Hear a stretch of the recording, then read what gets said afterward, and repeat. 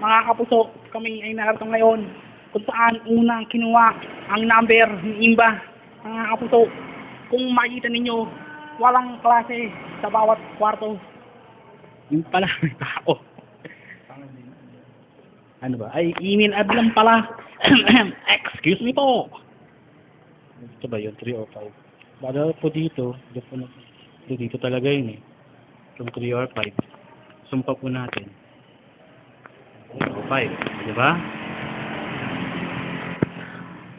Dito ba yun? Pawis na pawis siya. Dito yun eh. Ito yun mga kaibigan, yung upuan na yun. Yung pawis na pawis si Julio. At nagtapat ng kanyang pag-ibig ko no. Ayan. Itong quadrangle, ay itong hallway, dito niya hinahabol yun. Dito niya hinahabol. At sa ilang saglit lamang, ay, makikita natin ang kanyang locker. Mga pwesto pa ba? Ito na po tayo sa madilim. Mga kapuso, ito po ang kanyang locker. Locker number 9. Number 9. Locker 9. 9 yan. Tingnan mo kasi kung kita yun. Ito po siya yung siya po ang dakila. Tatago po sa camera.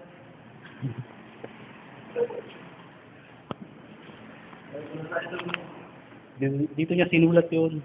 Dito niya sinulat yung tula. Ay, yung sulat. Ayan. Kung nakikita po natin, ito po niya yung laging hinahabol. Ano yung memory?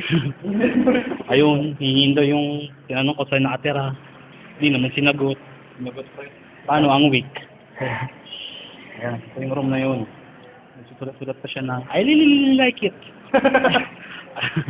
I really like it. Ayan.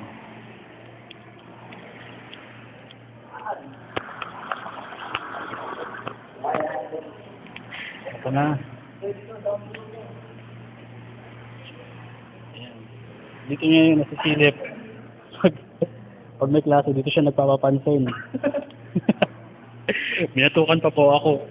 At sa silang ito, dito siya nakakaupo. Dito, di ba? Dito, di ba? Dito.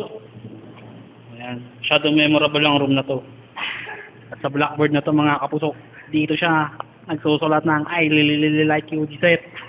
Nung una pang ay mali ang spelling. At nung pangalawa ay pinagtawanan ng kanyang mga kamag-aral. Mga kapuso. So yun po, ito po siya. So hanggang dito na lang po ang aming kwento. Salamat.